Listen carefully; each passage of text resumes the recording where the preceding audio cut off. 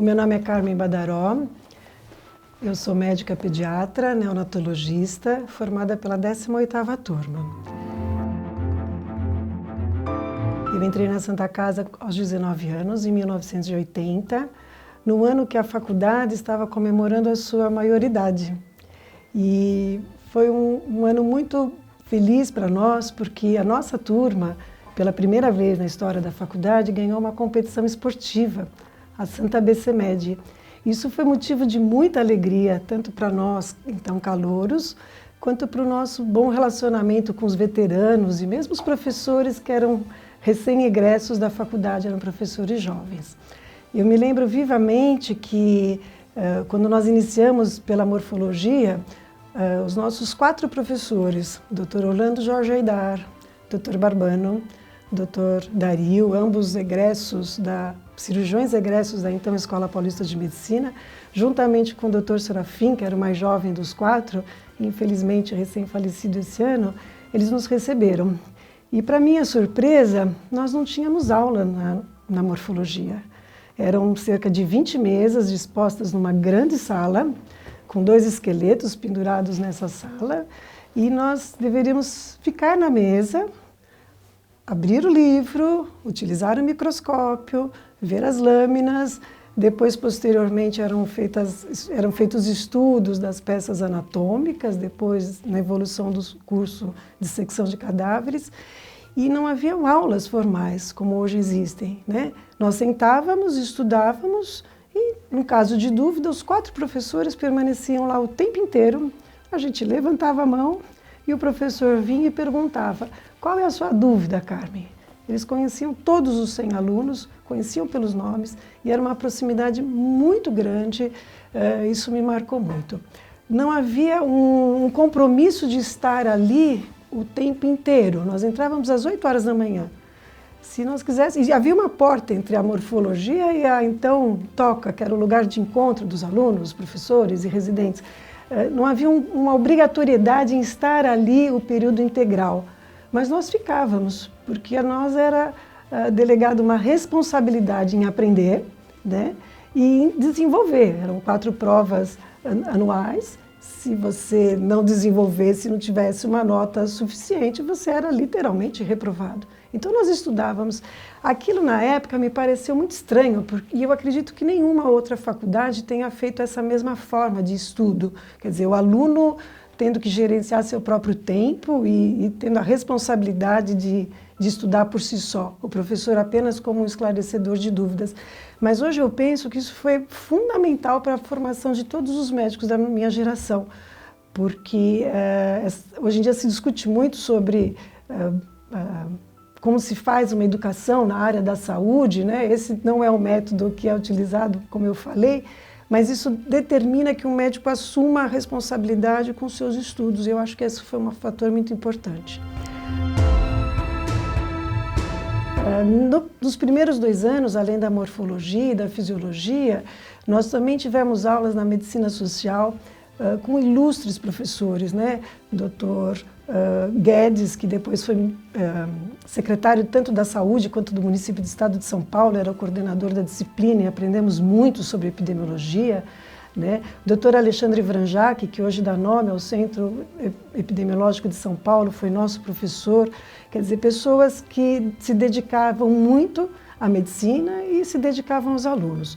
O outro grande diferencial no nosso curso da faculdade era que o aluno do primeiro ano ele já tinha propedêutica. Era a única faculdade em que o aluno entrava na enfermaria para atender os pacientes, aprender como se faz a anamnese, o exame físico, desde o primeiro ano. E isso, hoje, eu penso que mais do que ter nos ensinado sobre doenças, né, nos ensinou a desenvolver uma postura como médicos no trato a esses pacientes, né? Primeiro e segundo ano foram dessa forma.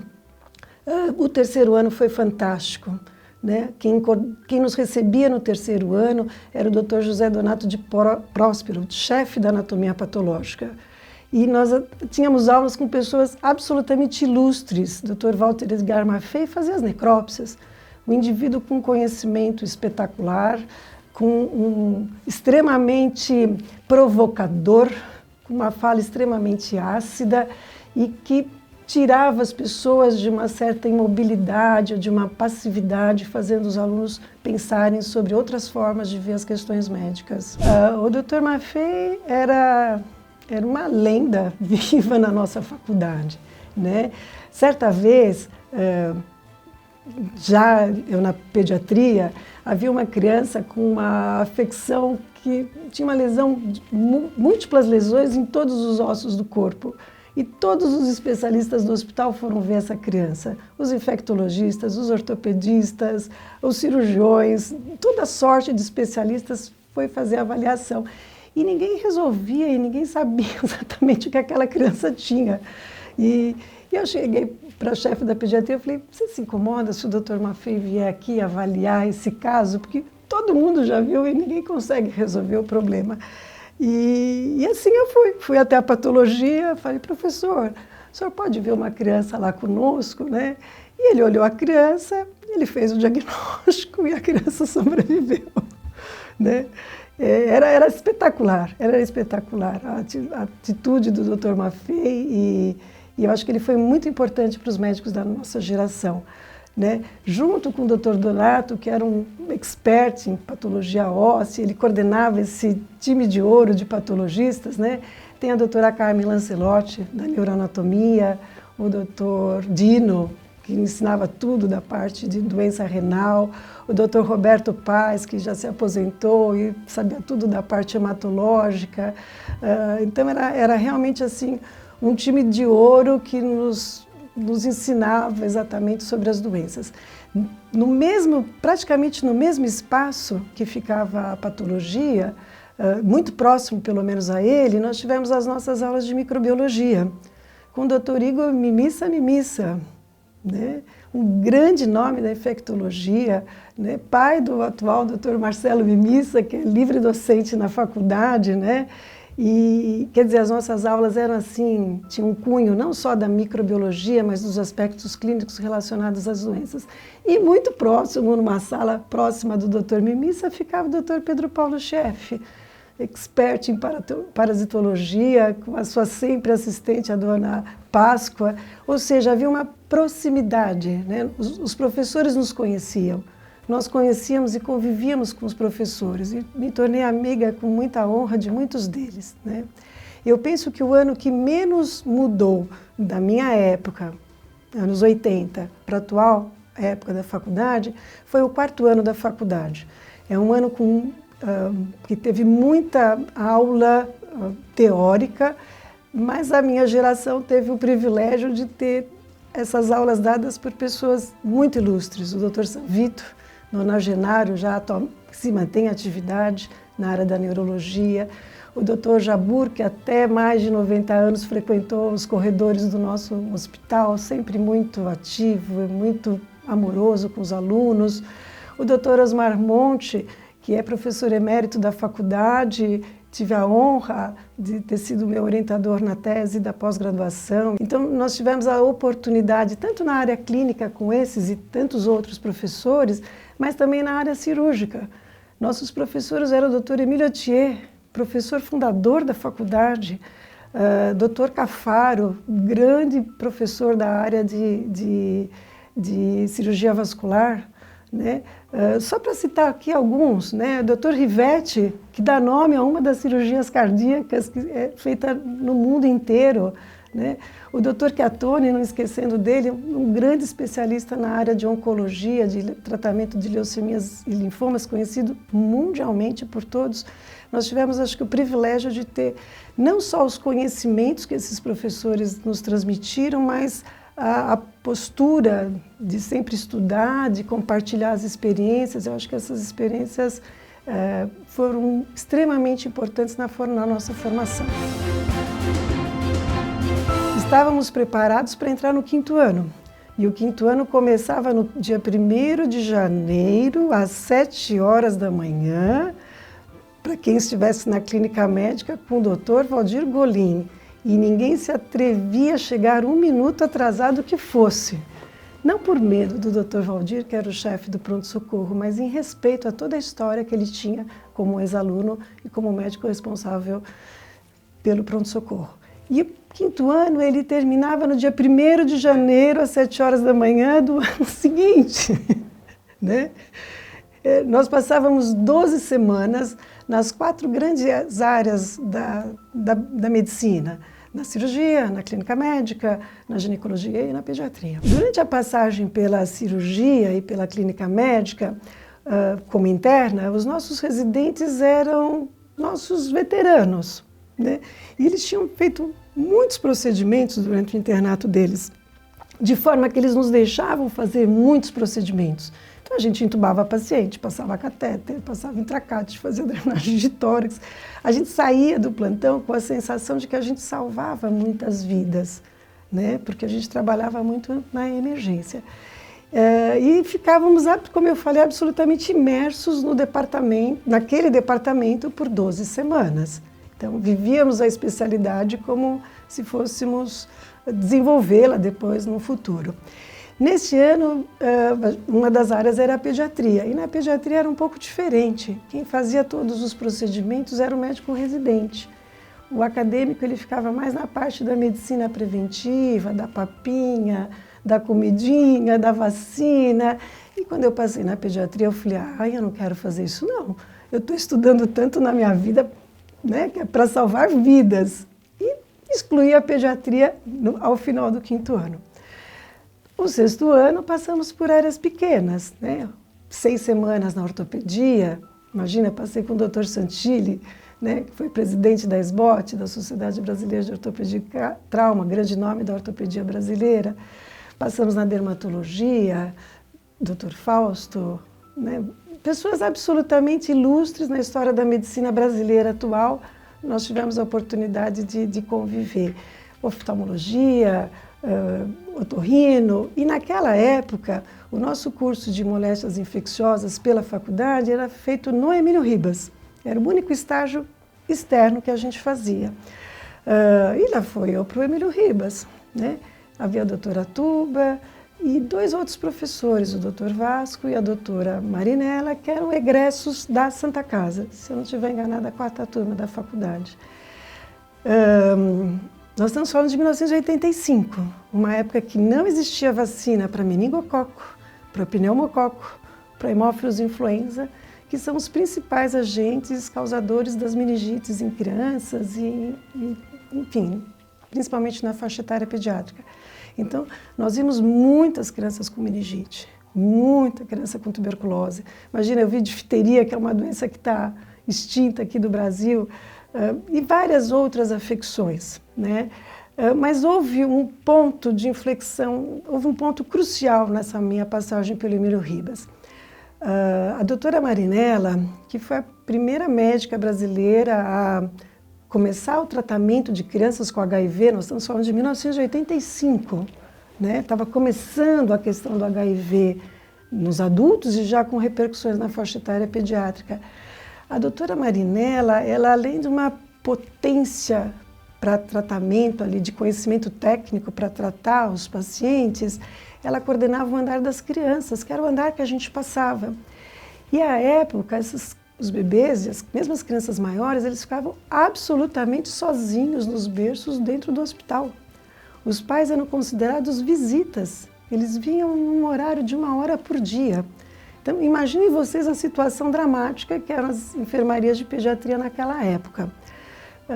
Fazendo aqui um parênteses, só com o Dr. Júlio Toporovski, que é um grande nome do nosso departamento de pediatria, que foi presidente da Sociedade Brasileira de Pediatria, somente a partir da gestão dele é que foi encaminhada uma lei que permitia que as mães ficassem acompanhando os seus filhos durante a sua internação hospitalar, uma coisa que para nós é óbvio hoje em dia, não era há 40 anos atrás, né? Mas voltando, a doutora Marinella sabia tudo. E ela tratava aquelas crianças do andar dela com uma extrema dignidade, uma coisa absolutamente tocante. Até que um dia, observando, eu olhei e falei, é isso que eu quero fazer. Eu quero tratar de crianças desta forma que ela trata, né? Tentando acertar sempre os diagnósticos, os tratamentos e, ao mesmo tempo, provendo um cuidado para a criança o melhor possível, crianças altamente vulneráveis, altamente desprotegidas, como eram as crianças do andar dela. Eu terminei então o 6º ano, eu prestei a residência médica na Santa Casa. Eu falo com muito orgulho, não é com vaidade não, eu fui a primeira colocada na prova geral da residência, porque eu estudei muito no decorrer dos 6 anos. Eu não tinha recursos para comprar os livros, né? Então eu ia na biblioteca, eu pegava o livro às 5 horas da tarde, porque tinha alguns livros que não circulavam, não podiam sair da biblioteca, com o compromisso de trazer os livros às 8 horas da manhã, que era quando a biblioteca abria. E como a minha casa era longe da Santa Casa, eu demorava 1h30 quase para chegar, eu acabava ganhando 1h30 de estudo no ônibus, tanto na ida quanto na volta do hospital, né? E eu acabei entrando na pediatria. Na mesma época, eu fui aprovada na Escola Paulista de Medicina para residência, né? E eu me lembro perfeitamente na entrevista, o professor de lá, ele virou para mim e falou assim: Carmen, você foi muito bem na prova teórica daqui. Imagino que você tenha ido bem na da Santa Casa também, né? Você provavelmente vai entrar nas 2 residências, assim, qual você vai ficar? E eu falei diretamente para ele: é lógico que eu vou ficar na Santa Casa. Ele me olhou e falou: por quê? Eu falei: porque lá é a minha casa. E eu fui aprovada realmente nas 2 escolas, a minha opção foi ficar por aqui.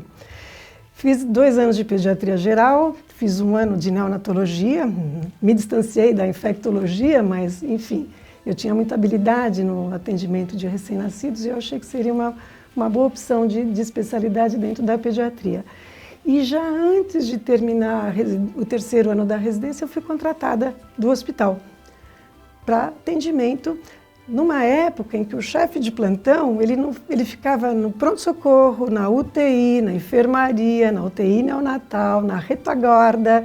Não havia um chefe de plantão em cada uma dessas unidades. Nós, do plantão, a gente gerenciava tudo. Isso me deu muita vivência também em casos graves, no cuidado de doenças crônicas. Foi uma experiência fantástica que eu tive na Santa Casa.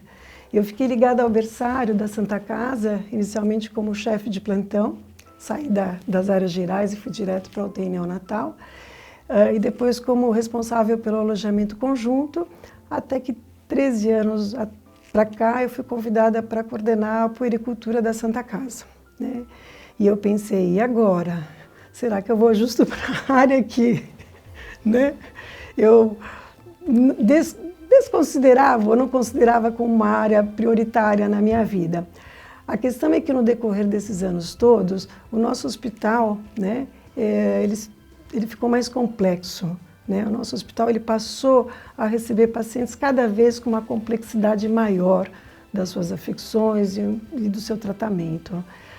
E a pediatria, a puericultura que a gente realiza hoje, né, no nosso ambulatório, o nosso ambulatório é um ambulatório de ensino, ele não é um ambulatório assistencial puramente, porque ele recebe os alunos da faculdade do 6º ano, o residente da pediatria, tanto do 1º quanto o residente do 2º ano. E ele é um ambulatório, como eu estava falando, muito diferente da época que eu passei enquanto aluna, né? Não apenas pela complexidade do tratamento, mas porque para o nosso serviço são referenciadas crianças que são vistas pela especialidade.